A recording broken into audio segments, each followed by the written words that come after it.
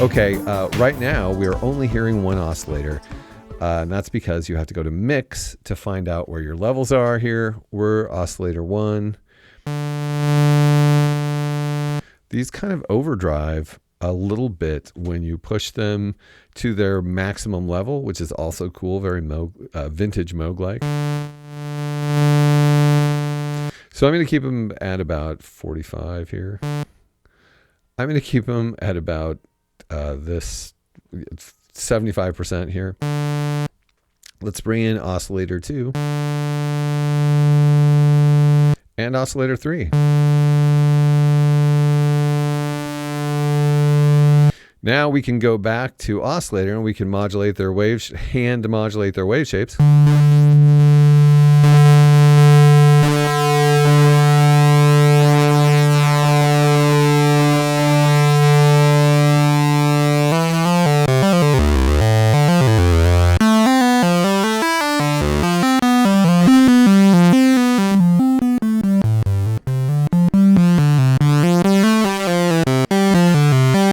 So you have a tremendous opportunity for complex wave shapes because you can mix these different oscillator wave shapes, and mixing these wave shapes that are between the wave shapes, which gives you a gigantic harmonic playground to play with.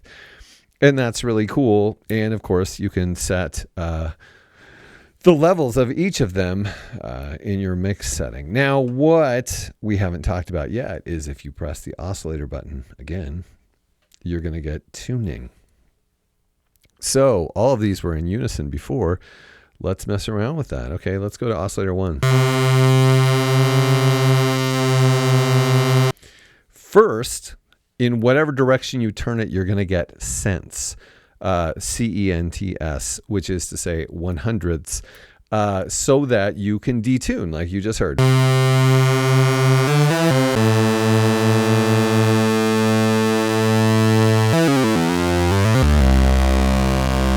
That's the case on all three oscillators. But as you continue to turn, you will get into semitones.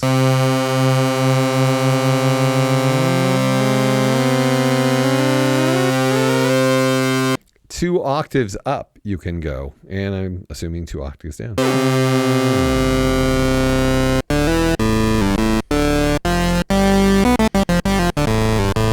You jump over here to mix and bring down the levels of these other 2 oscillators so we can hear a little more bass.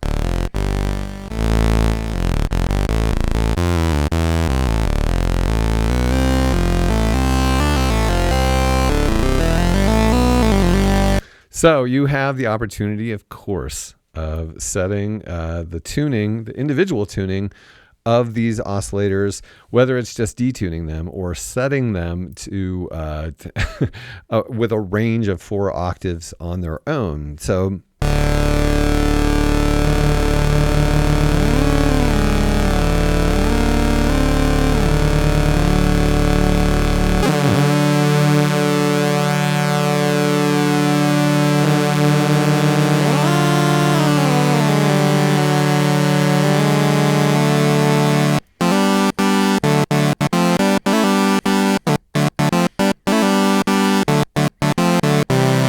that's right, you are hearing a chord because the oscillators are tuned to a triad. So if you are not someone who's really into being able to play polyphonic chords, you have the opportunity, of course, to set your oscillators in a chord and then play that. When we get to the mod matrix, I bet you'll be able to play a chord and then you'll be able to set the mod wheel to drop one of the oscillators a half step, which will allow you to be able to play major chords. And then when you want minor chords, you just put the mod wheel up and then you can play major and minor chords. We'll do some, remind me of that when we get to the mod matrix, and we'll give that a try. Okay, I also want to point out that if you are you're in a situation where you're dealing with semitones, but you want to tune, you still want to tune in on a cent level, you can use the data knob for that. So like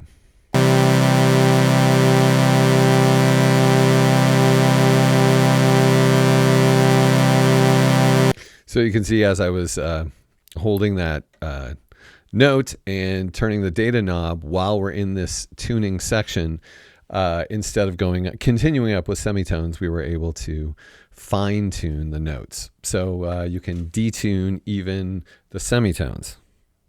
Wow. Okay. Yeah, that works. Now, what I have not mentioned yet is this knob over here, which is ring. That is a, the other three knobs are for tuning.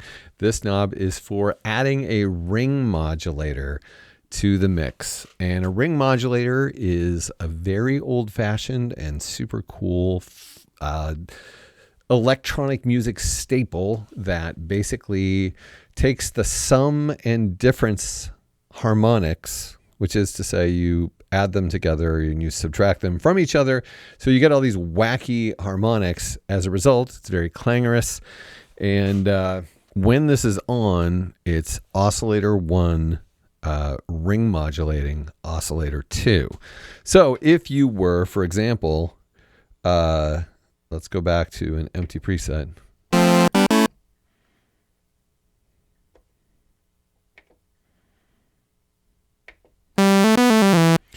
And you're sitting here and like right now, only Oscillator 1 is being heard because this preset, it starts off just with Oscillator 1 and Oscillator 2 and 3 are turned down.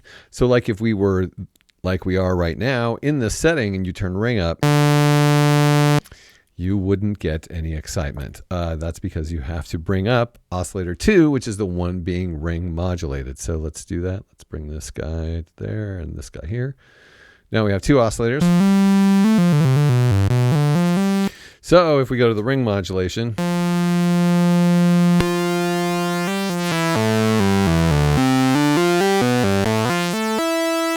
and go back, let's see what happens when we play with the wave shapes.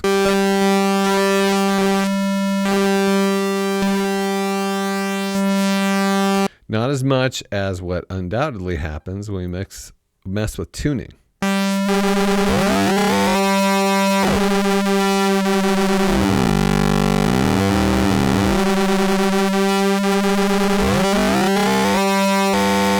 Now if we go back and mess with waves, I bet it'll do something.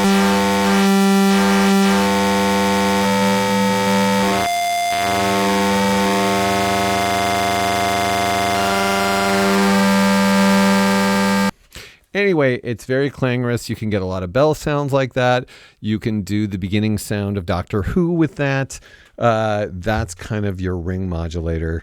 And once again, when we get to the mod matrix, being able to apply a modulation to the frequency and wave shape of Oscillator 1 and Oscillator 2 will result in much more interesting sound outcomes than maybe me just turning knobs.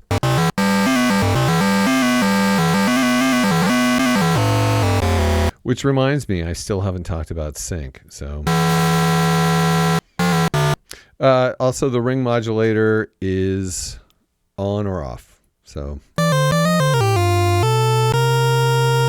let us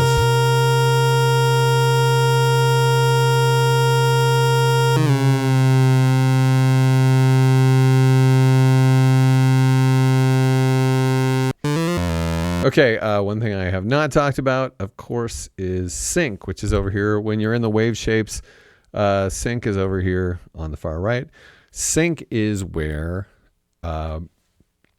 one oscillator's wave is restarted every time another oscillator's wave is restarted, which is to say at the beginning of the wave, which doesn't result, it results in a slight timbral change unless you have different frequencies or changing frequencies. And then, of course, we get the traditional sync sound that you'll recognize from so many things. Let's have a listen.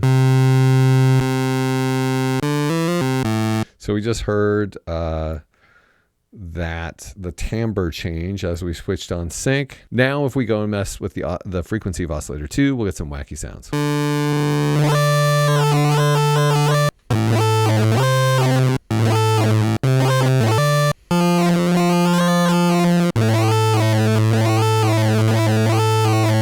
Of course, while we're turning the tune knob, we're just going to get those semitones. But if you were modulating the frequency of Oscillator 2 with a smooth shape, you would get the traditional sound. I'm just doing this as an example so they can hear that sync works. Now,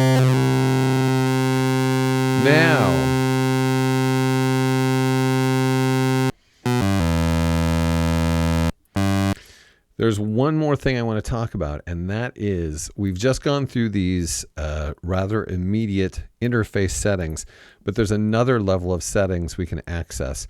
When you're in something like Oscillator and you press the data knob, which is also a button, you will go into the preset edit mode, which allows you some access to some things that we were not seeing here on the front in this interface. So like Oscillator 1, if we tap again, we can see the wave and the tuning functionally there. So you can access these things parametrically without even messing with the knobs, and press back and go back. Oscillator 2, we can do the same thing, wave tuning.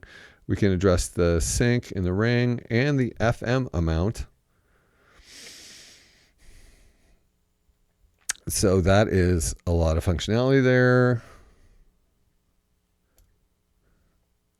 Oscillator 3, wave, tune, sync, FM amount. Did I just miss that on the first oscillator? I may have. Yeah. Oh, it's just wave and tune on the first oscillator. Okay, but yeah, the first oscillator is not the one that is doing the sync. It's not the one that's doing the ring modulation. Those are the other oscillators in regard to Oscillator 1, so it makes sense. Okay, so, and then glide.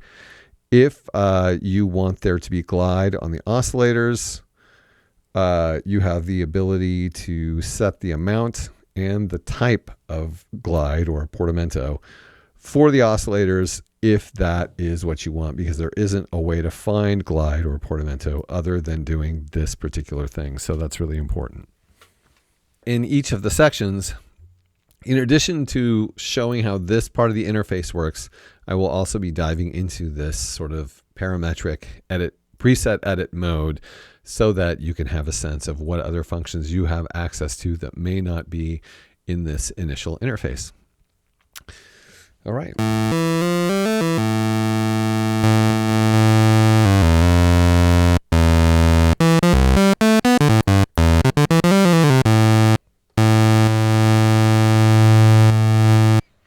Let's also keep in mind that there is a setting for noise in the mix section. So you have access to noise as well. Let's see if there's anything preset related. No, there isn't. Okay.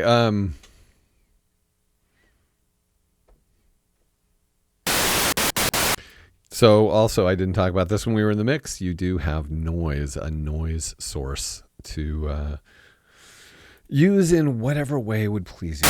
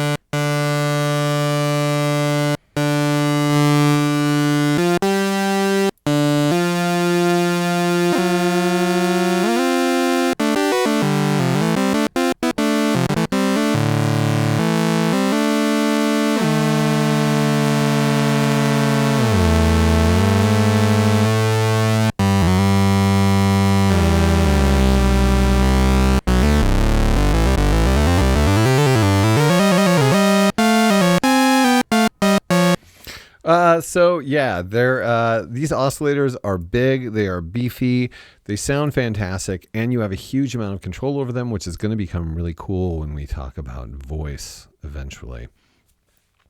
But yes, these are basically the functions associated with the oscillators on the IK Multimedia Synth Pro, which gives you an indication of what's coming, because as simple as this interface is, as small and as modest as this synth appears to be, it's really quite powerful and packs great analog sound.